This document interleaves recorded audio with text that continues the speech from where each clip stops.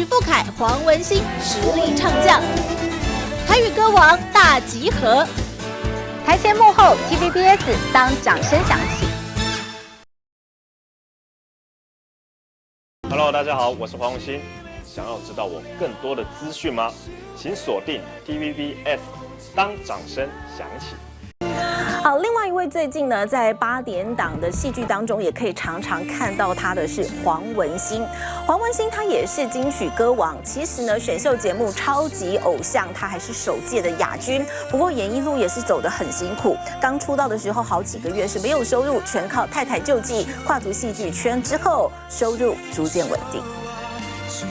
看一下那个浪子一下。西装笔挺，化身有钱的纨绔子弟，黄文兴敢拍时代剧，一刻不松懈。我台词方面还蛮不多的，都比较内心戏为主。其实这是也是一方面开心，一方面也是很困扰。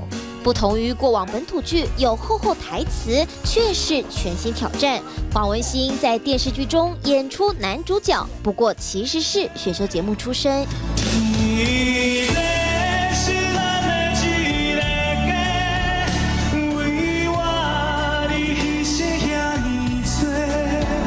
在超级偶像第1届，以独特的新生代台语唱腔受到瞩目。爱唱歌的黄文兴却从来没有想做一个歌手。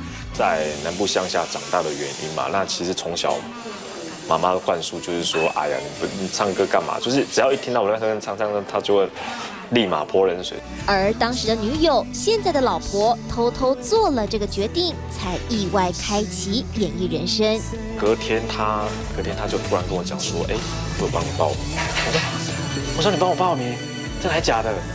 他说对啊。那我心想也觉得好啦，那反正去那边当是一个以后的可以在 YouTube 看到的回忆。你是我的眼，带我领略了四季的变幻。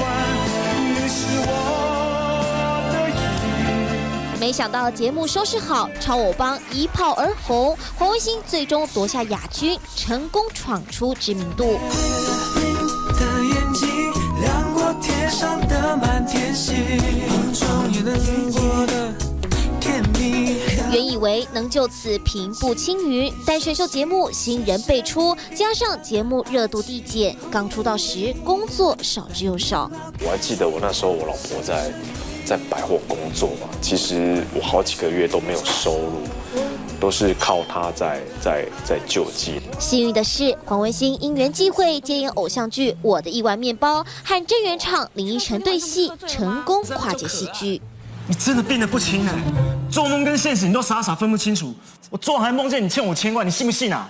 来5000万，来。虽然那时候歌还没红，可是就接触到戏剧的部分，有让一些人看到我的对曝光度跟表现。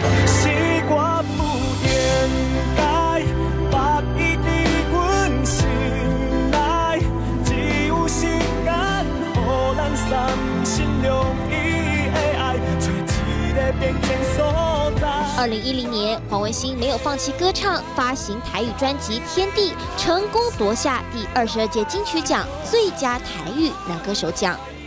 黄文兴，其实我当下没有想说我会不会入围，因为我说真的，我唱的台语歌曲走的路线是比较新一点的路线，比如说《天地》的第一句话。掏章一定讲背，那正常的台语唱歌唱法，它一定会有一个押一个韵的腔，掏章一定讲背，一定会这样嘛。可是我唱是掏章一定讲背。黄文兴用国语唱法诠释台语歌，或许因此杀出重围，击败洪荣宏、翁立友等前辈。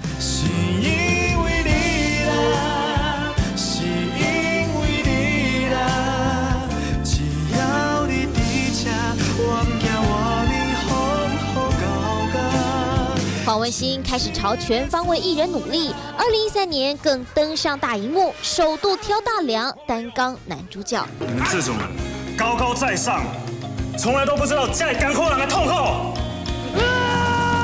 在电影《我不穷，我只是没钱》香蕉传奇中，饰演从底层努力翻身的挑夫，带领观众重返台湾奋起的打拼年代。接地气的演技让黄文兴在长寿剧里都成为主角群。等我等下，你迄阵啊，好你嘛一直拄伫我食，我今日继续落去哦，我真系背死。不管是剧本给的一些角色也好，或者是导演所讲的，就是以往你可能演过的角色，正常 SOP 是这样演的，但是导演觉得说，大家认为是这样的，可是我希望你用另外一种方式诠释，我觉得这个也是还蛮好玩的。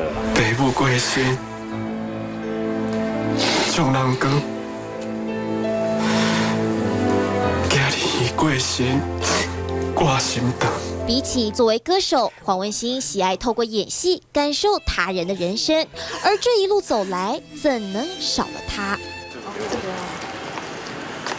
细心帮忙别麦克风，不时在一旁叮咛这叮咛那。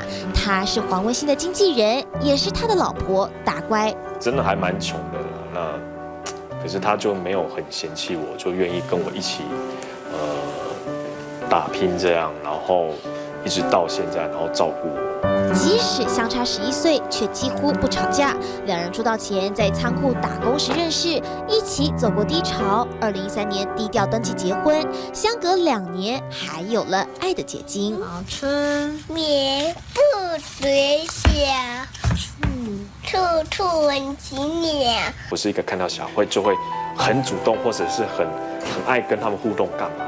但是我当然也没有讨厌小孩，可是从我生了小孩之后，不管是我在拍戏什么东西，然后都很可爱，那你就会觉得说，感觉跟自己的小孩子很像。心境上有了巨大转变，黄文兴熬过坎坷路，如今爱情事业两得意，成为影歌双栖的艺人，要继续在2个领域努力。用心甲你听。